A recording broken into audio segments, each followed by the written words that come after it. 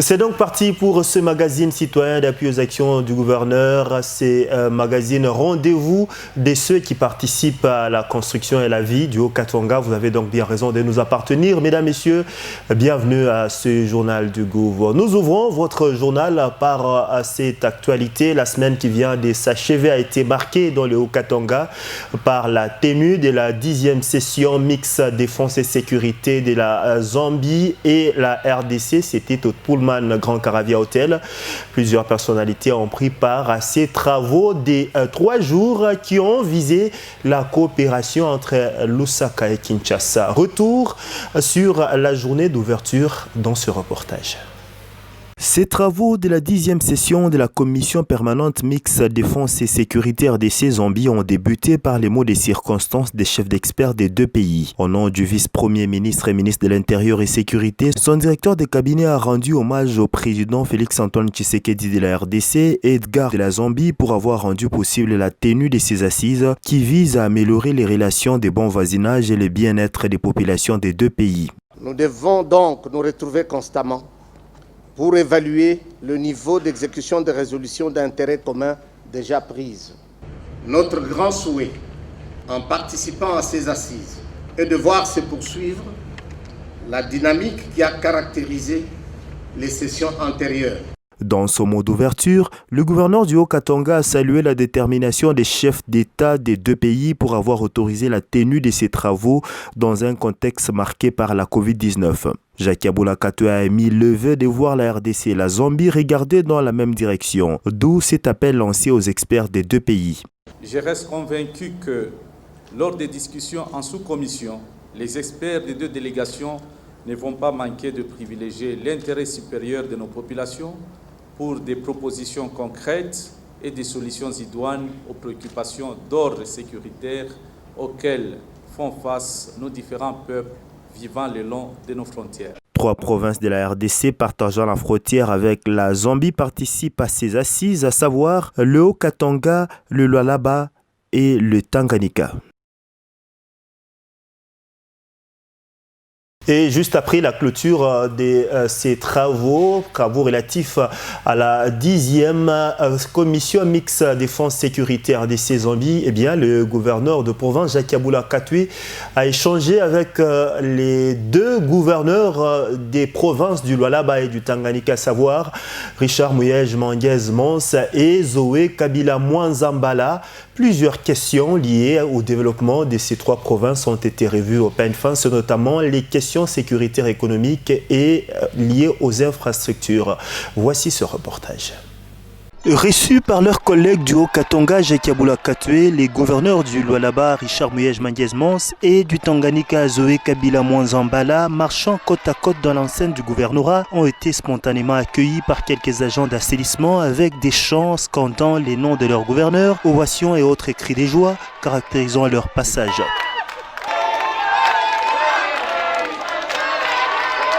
Les 3 gouverneurs ont gagné le salon de la résidence officielle de Jacques Aboula Katwe. Pendant plus de 3 heures, ces autorités provinciales ont échangé sur la situation sécuritaire économique et des infrastructures de leurs provinces respectives. Étant donné la nécessité de vivre en paix, c'était une réunion très importante. On a évoqué plusieurs questions. Je crois que vous avez eu l'occasion de suivre les communiqués finaux. Il y a eu sûrement quelques questions liées à la situation sécuritaire dans le Tanganyika qui ont été abordées dans la rencontre entre les ministres, présidée par le VPM de l'Intérieur et de la Sécurité. Comme nous l'avions déclaré dans nos différents discours, qu'il s'agisse du gouverneur du Haut-Katanga ou de moi-même, c'était une importante réunion et nous avons bien atterri. Nous ne pouvions pas ne pas parler de questions liées à la sécurité dans nos provinces. Haut-Katanga, Tanganyika, Lualaba, mais davantage dans le Haut-Katanga. Nous sommes solidaires avec le gouverneur du Haut-Katanga par rapport à ce qui se passe à Kasumbalesa. Hier, dans une petite réunion avec le vice-premier ministre, nous sommes revenus sur cette question et nous avions demandé au vice-premier ministre de faire en sorte que le gouvernement prenne en charge cette question. C'est trop demander au gouverneur que d'aller dans cette complexité. Nous avons toujours prêché la paix, la sécurité, la cohabitation pacifique des communautés. Il faut qu'on nous évite ces spectacles de Kasumbalesa. Nous n'en avons pas besoin. Cela risque de gêner nos ambitions pour plus de paix, plus de convivialité, de manière à bien mener l'action de développement. Les 3 chefs des exécutifs provinciaux ont promis de rendre réguliers ces genres de rencontres entre toutes les provinces issues du Grand Katanga pour le développement de leur population. Le ministre d'État en charge des Transports et Voies des Communications séjourne dans le Haut-Katanga. Avant de commencer sa mission officielle, il a été reçu en audience par le gouverneur de province, Jacques Yabula Katwe. C'était le lundi 10 août 2020. Je vous propose de suivre le ministre d'État des Transports et Voies de Communication, Didier Mazungu. Il est au micro de votre journal. Je suis en mission officielle dans la province de Haut-Katanga. J'ai des séances de travail avec la SNCC et avec le GEFREM au niveau de Kassumalesa. Nous allons voir l'état d'avancement des travaux avec les ports secs. Je ne pourrai pas commencer le travail sans pour autant présenter les civilités au gouverneur des provinces et échanger, solliciter aussi son soutien par rapport aux entreprises sous Matitel et aussi dans le secteur des transports, notamment la division, la Sainte-Père et tant d'autres. Bien sûr, j'ai discuté avec le gouverneur, il m'a fait d'ailleurs des propositions sur la relance de la SNCC et on a échangé aussi sur la division des transports ainsi que la Sainte-Père. Il m'a fait des propositions, vraiment j'ai aimé sa façon de voir des choses et je lui ai dit que pendant le temps que je suis ici, nous allons nous concerter encore avant que je rentre pour trouver des compromis par rapport à sa vision. Au chapitre toujours des audiences, le chef de l'exécutif provincial, Jacques Yabula Katwe, a reçu en audience mardi 12 août 2020 dans son cabinet de travail la délégation de la 22e région militaire conduite par le nouveau général de la 22e région militaire, Smith Moutara. À cette réunion des prises de contact, il a été question de revoir la situation sécuritaire dans le Haut-Katanga. Je vous propose de suivre ici le général Smith Moutara au sortir de cette audience. Je vous rappelle qu'il est le nouveau numéro 1 de la 22e région militaire. Comme la tradition nous l'exige, quand on arrive, on est nouveau, on doit venir présenter nos civilités. Donc c'est juste une visite de courtoisie à l'autorité politico-administrative. Lorsqu'on est nouveau, on commence par faire un état des lieux. Nous avons rencontré le gouverneur, nous a brossé un tableau sombre de la situation qui prévaut dans la province et dans la ville de Lubumbashi aujourd'hui. Alors nous allons essayer de monter une stratégie afin de pouvoir relever ces défis qui nous attendent. Bon, c'est de continuer à faire confiance aux forces armées, surtout à la nouvelle équipe qui vient d'être désignée à la tête de la 22e région militaire. Nous sommes là pour ça, c'est notre mission constitutionnelle. Sécuriser la population, et c'est bien, défendre l'intégrité du territoire de notre pays, et aussi participer au développement socio-économique de notre pays. Au chapitre des infras, le chef de l'exécutif provincial, Jacques Yabula Katwe, a effectué vendredi 14 août 2020 une visite d'inspection de quelques chantiers au centre-ville de Lubumbashi. Le numéro 1 de Haut-Katanga s'est fait accompagner de son collaborateur des tutelles, à savoir le ministre des Infrastructures. Retour sur cette visite d'inspection de quelques chantiers du centre-ville de Lubumbashi dans ce reportage. Première étape de cette visite de l'autorité provinciale, l'avenue Lomami en son tronçon compris entre des usines et Mouero. Ovationné par la population, Jacques Yabula Katwe a suivi attentivement les explications du directeur provincial de l'Office des voiries et drainage qui exécute les travaux. Tout se déroule normalement, compacteurs et finisseuses sont en marche. La voie est en plein asphalte et sera bientôt opérationnelle à la grande satisfaction de la population. Kinanifurahisha mimi sana Mkongo. Kinanifurahisha mimi sana. Juu depuis mimi naona depuis mimi Lubumbashi 45 ans hii. Methodiste pour kwa Arabika Lumumba Arabika. Yo hii propre sana. Mimi namfelicite sana continue bien hivi. Kiabula kato wa ndani. Peli makasi talaka omoni basali nzele ko mina ngo bien et siko omoni mais ala ki fort.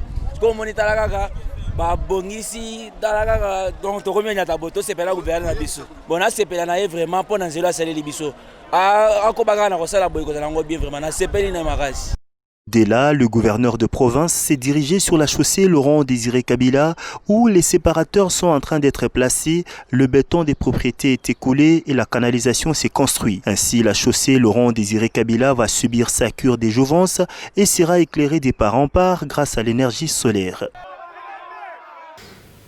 Avant-dernier titre de ce journal du Gouv. Pour sa part, le vice-gouverneur du Haut-Katanga, Jean-Claude Kamfwa Kimimba, a présidé lundi 10 août dernier une double cérémonie, à savoir celle du lancement de la reprise des cours dans les Haut-Katanga d'une autre part et d'autre part la remise officielle des clés du bâtiment rénové de l'Institut technique Kilima en second lieu. Reportage. Dans la première partie de la cérémonie, le vice-gouverneur Jean-Claude Kamfwa Kimimba, qui avait à ses côtés le vice-président de l'Assemblée provinciale, le ministre provincial de l'Éducation, le consul général de la Belgique et autres responsables de l'enseignement primaire, secondaire et technique en province, a exhorté tout le personnel enseignant et élèves à l'application des gestes barrières pour éviter la maladie, car la pandémie à coronavirus n'est pas une invention de l'esprit ni une fatalité. C'est avant de déclarer officiellement lancer la reprise des cours de l'année scolaire 2019-2020 à l'enseignement primaire, secondaire et technique sur toute l'étendue de la province du Haut-Katanga. Sur ce plan, je demande au chef d'établissement de redoubler de vigilance pour que les enseignements ne se transforment pas en course de vitesse, sans véritablement perdre à nos élèves d'assimiler les rudiments essentiels. J'exhorte chacun de vous à la collaboration la plus efficace. Nous nous trouvons dans une situation exceptionnelle que personne n'avait souhaité. Sur ce, au nom de son Excellence Jacques Kiaboula Katoué, gouverneur de province du Haut-Katanga empêché, je déclare officiellement la reprise des activités scolaires dans toute la province du Haut-Katanga. Que vive la République démocratique, notre patrie, que vive la province du Haut-Katanga. Je vous remercie. Juste après, le vice-gouverneur Jean-Claude Kamfwa Kimimba a coupé le ruban symbolique du bâtiment rénové de l'Institut Kilima réformé grâce à la coopération belgo-congolaise dans le cadre du projet d'appui à l'enseignement technique et à la formation professionnelle au Katanga et DUC en sigle. L'Institut technique Kilima est désormais équipé de 2 hangars qui vont abriter les ateliers pour la pratique professionnelle des élèves. Arrêt sur image, avant de nous séparer d'avec vous, c'est ce message de remerciement de la Fédération nationale des théâtres section du Katanga par le biais de son coordonnateur Robert Aron Chibang Mwamba qui remercie vivement le gouverneur de province pour son appui lors de l'organisation des obsèques du célèbre comédien Makelele, de son nom de scène, mais son vrai nom c'est Antoine Matala Kambinga qui est décédé et enterré mardi dernier. Je vous propose de suivre Robert Aron Chibang Mwamba, coordonnateur de la FENAT Katanga. Nous l'avons enterré avec honneur grâce au concours de beaucoup de nos partenaires. Mais nous pensons ici que nous devons remercier vivement le gouverneur de province du Haut-Katanga, le dynamique Jacques Yaboula Katoué, pour l'appui matériel consistant qu'il a mis à notre disposition pour que nous l'enterrions comme nous le pensions. Nous l'avons enterré avec honneur à Kassangien. Nous disons sincèrement merci au gouverneur pour l'oreille attentive qui ne cesse de nous accorder depuis un certain temps. Nous disons merci au gouverneur et à son gouvernement. J'ai dit aussi merci à Madame le commissaire de la culture et des arts et tout son cabinet pour nous avoir accompagnés dans cette mission. J'ai dit aussi merci à Madame Mouleka, la conseillère culturelle, pour nous avoir appuyés. Nous disons aussi merci à Monsieur Aimé Mutombo. Je pense qu'il est devenu nôtre depuis un temps parce qu'il nous appuie toujours. Nous pensons que l'accompagnement que fait de Pam Fankol ainsi que de nous tous nous honore et nous serons toujours avec vous dans les œuvres que nous abattrons pour aider notre population. Alors nous disons merci aussi personnellement à mon ami personnel, Patrick Moulunda, qui depuis du temps porte notre théâtre. Alors je dis merci aussi à vous tous qui êtes venus hier, la population de Lubumbashi, qui est venue accompagner leur idole. Je dis merci à cette population-là et en dernier lieu, merci aussi à la famille de Makelele pour la politesse et la sagesse des enfants et de leur mères. Je dis merci. Et donc voilà, le journal du Gouvet est fini, ce rendez-vous de tous ceux qui participent au rayonnement du Haut-Katanga. Je vous remercie de nous avoir suivis et vous prie de rester avec nous pour la continuation de nos programmes. À très bientôt. Merci de participer au rayonnement de votre province. Le Haut-Katanga, province hospitalière où il fait beau vivre. À très bientôt sur votre télévision.